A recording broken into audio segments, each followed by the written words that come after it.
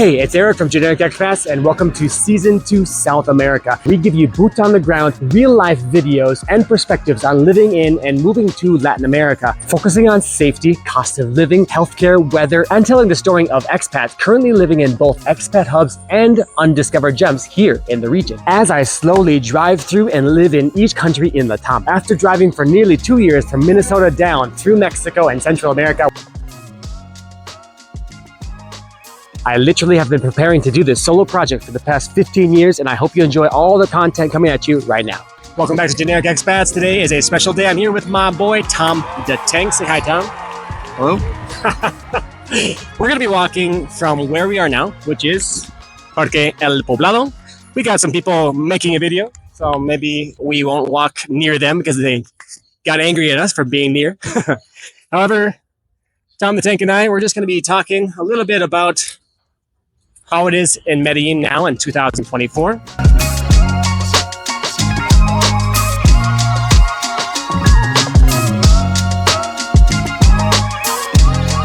We used to live here back in 2020, back in the pandemic. So we're gonna give our little perspective on how things have changed as we walk. This is Parque El Poblado. Do you remember what it was like when we were here in 2020? Yeah, everything was closed down. Oh, everything was closed down. This was also in construction. So this actually wasn't a place you could walk around. As you can see, there's some people making videos. I mean, there's people parked everywhere and there's nice plants. Most of Medellin has really tall, beautiful plants and trees that they like created the city around. So that's good stuff. Buenas tardes. ¿Todo bien? ¿Quiero qué? So yeah, this area seems pretty similar to what I remember, but this park was not even accessible at that time. So that's kind of a different thing to see. This is an example of the Chivas, right? These are the Chivas. This is a teeny one, actually. Where I'm staying right now, there's a bigger one, like double the size of this Chiva. And they rent these out for $200 for a 6-hour like party bus type of situation. You have to buy your own drinks and buy your own stuff, but yeah, that is something people do here. All right.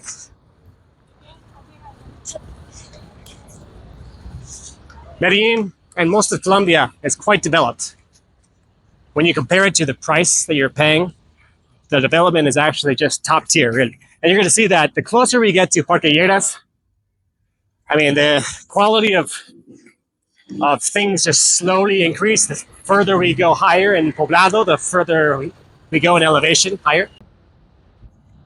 Here, I mean, these streets, a lot of these streets, they have bike paths, so it's a really bike-friendly type of city. And here in Poblado, this is kind of like the gringo or like expat Western hub, you could say, because it's kind of like has the concentration of people that want to be surrounded by international, maybe brands or international food or international people at least, because, you know, there's hotels, way more. There's barbershops for foreigners, I guess. They all speak English here, so especially for people that are like basically FOB Latin America travelers, fresh off the boat. If you come here for the first time in Latin America and you come directly to Medellin, which a lot of people do, they'll come here and they'll be like, I don't speak Spanish. And this is a great spot to come for that reason.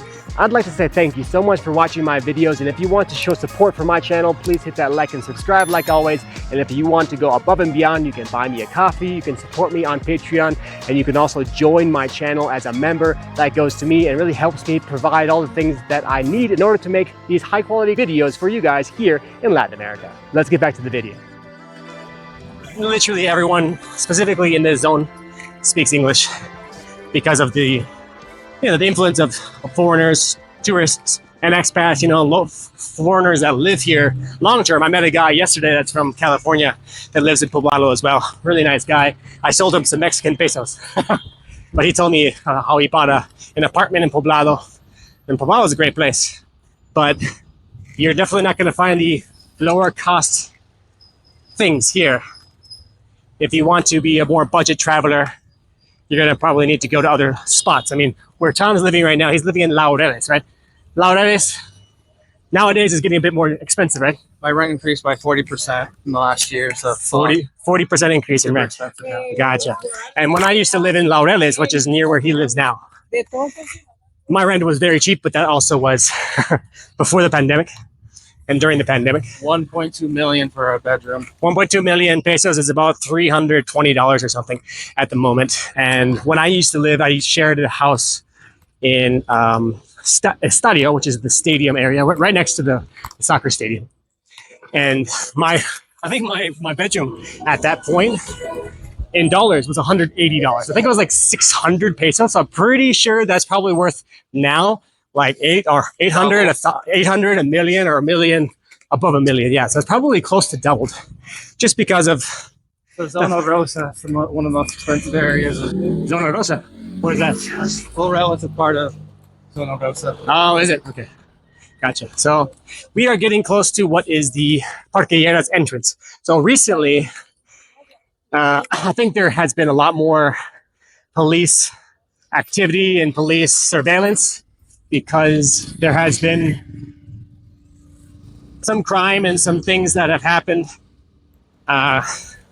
I believe that's probably the reason why. I mean, this, back when I lived here before, did not even exist. So this is like a police checkpoint, where before, I mean, of course, this is during the pandemic, and before the pandemic, this just was not a thing. So it's an interesting change to see how they're actually, they're doing something to kind of limit the amount of the whoever, maybe the people that they don't want in. They're trying to limit the amount of bad people coming in, you could say. So let's go in. Looks like the trash truck over there is just about to run in. Buenas tardes. Very friendly police officers here helping. I mean, they don't like check you or do anything about your. I guess they're just kind of monitoring, I guess, who looks maybe untrustworthy, or maybe, I don't know. I'm not sure how they do it here. There is definitely a police presence. And we're getting closer to what is the actual Parque Lleras. Yeah. Still doing lots of construction. There's some construction right there. And this place just keeps on developing and developing. Buenas tardes. Look at these cop cars. These cop bikes. My bike's like triple the size of that one. All right, so this is kind of the current 2024 scene. How Parque Lleras looks like. I mean, it's 3:30 on a Wednesday. So it's not like it's a hot spot for partying at this time of day or this day of the week, but it is a time that people still come. Obviously, you can see people sitting around having drinks at this, like licorera, they call it. One thing I remember when I came here back in the past was that the licoreras, which are kind of like the local liquor stores you can drink in the street here, so they sell it pretty much at a premium, to the point where it almost costs the same to get a drink from there as a bar. It's a little bit cheaper than a bar, probably, in some cases, or most cases. Unless there's a special, then it's actually cheaper at the bar. So here's an example of a licorera. What does a beer in here cost? Like 4,000, 5,000 probably, Tom? A little bit more than that. More than 5? 6 or 7? So yeah, maybe it's like $1.50, $2 just for like the liquor store on the side of the street. Buying it, not even in a bar. We met here before a couple weeks ago. What did you pay for those beers? At that 6,000. 6,000 over there. So yeah, a lot of these licoreras, they probably sell for almost the exact same price as you'll buy in an actual like bar or restaurant. Seems like here is where the limits of this Parque Lleras, at least the monitored parts, Subsecretaría de Espacio Público. So they're monitoring this area, Parque Lleras, for, I guess, to improve the safety. Here's La Alemana, pharmacy here. So let's keep on walking around here. This area is quite a bit more developed than from what I remember. Even back in 2000, I was here in 2019 before the pandemic, and I don't remember there being like all this entire setup with chairs, tables here. Do you remember? Did you come here in 2019? Yeah, I wasn't here. You weren't here? Yeah, okay. So yeah, I came here quite a while ago, 5 years ago. And things have definitely changed. It's a bit more like calm and tourist friendly, you could say. Medellin has many options for like high cost individuals and luxury searchers. There's like a lot of rooftop areas that are super expensive, like bar, restaurant, viewpoints in Poblado, for example. I've been to this one before with some friends back in 2019. I'm not sure if it's still open, but that wasn't an option for people looking for a good view and a bit higher priced everything, but with a great view. Craft beer store. This was not here when I lived here. Neither. Not open right now, but I guess craft beer is a thing now, huh? Do you drink the craft beers here? Yeah, they're it's growing here. It's not just like BBC and a couple other breweries. BBC is from Bogota, right? Yeah, but that was the main one here. Yeah, and now there's like the local brands from Medellin. It's slowly. What's your favorite craft one? I don't know, man. I don't really drink that much, but Have you drank any Medellin craft brews recently? no. Not really. Okay. I haven't really drank any myself either. So I've drank recently I drank the Bogota one because they're everywhere, easy to find. I think you can get them at the Oxxos or like the supermarkets, like the mini marts or the convenience stores. They also have them. So I think this is the place that I mentioned that has the luxury rooftop on top. Now you can see they have like the shade spot right there. This place looks like probably a luxury like residential area. It doesn't have like a name, like a hotel would, I believe. And this is another area that's blocked off from the public. This also was a spot that wasn't like this when I came here before, which is quite interesting to see now. Cheers. Yeah, we have some clubs here. Let's keep on going this way. Chupa shops.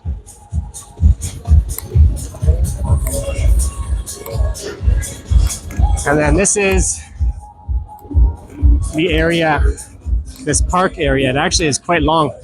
It stretches out maybe 3 blocks from where we started over there.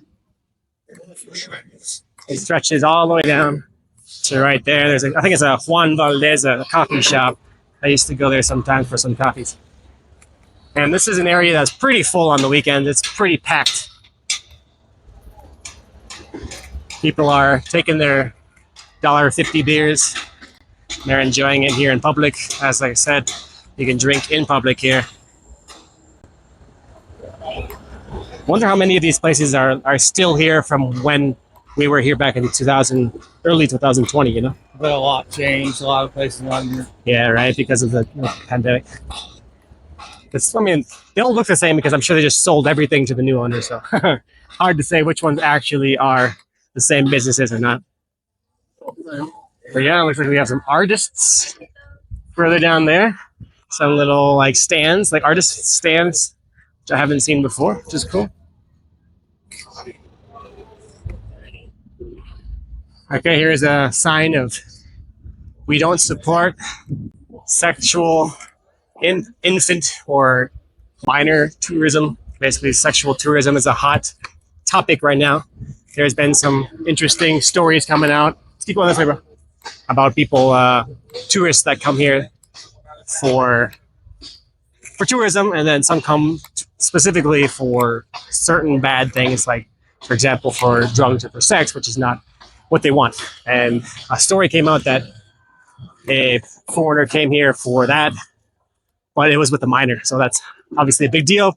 Seems like the information about that story has been muddled up.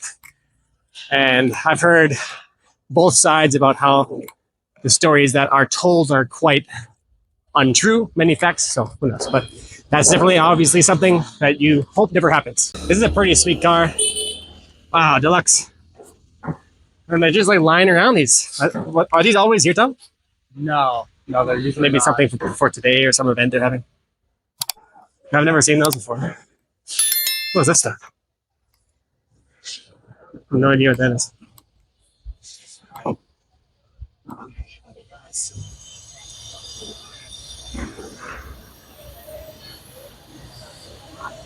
And this is kind of like the going north, another area that Actually, this has no.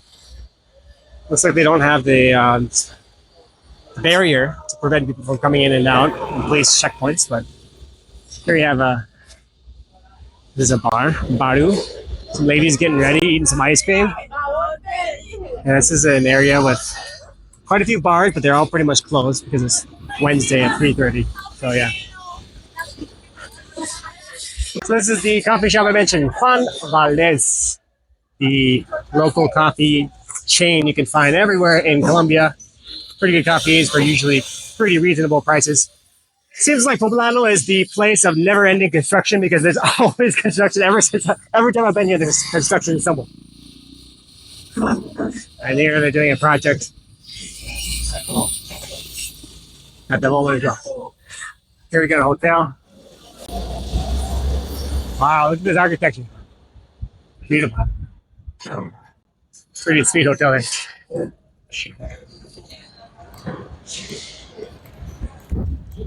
So Tom, being that you've been living here for such a long time, you've been in Laureles. Why have you not chosen to live in Poblado? Because it's full of gringos. So Too many gringos. yeah, now my barrio is full of gringos too. So I noticed Time to move. when I visited your place just this time in 2024, it's like exploded with tourism, exploded with foreigners. I couldn't even believe how drastically it changed from 2019. I mean, there were some, but it was a very residential local place, and now it's just like the opposite. It seems like the new version of Poblado, right? it is.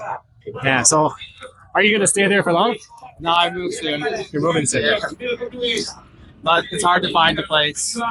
Yeah, there's not much supply. That's definitely a reason why I'm going to Pereira at the end of this month.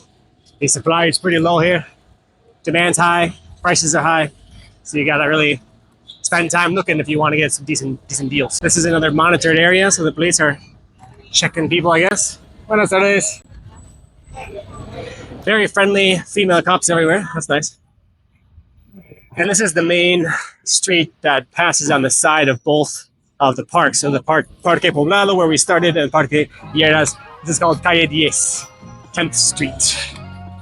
And this is where you can find the local shops, places like the Buñuelos 10, which is like this is 10th Street, so they're all called 10 here.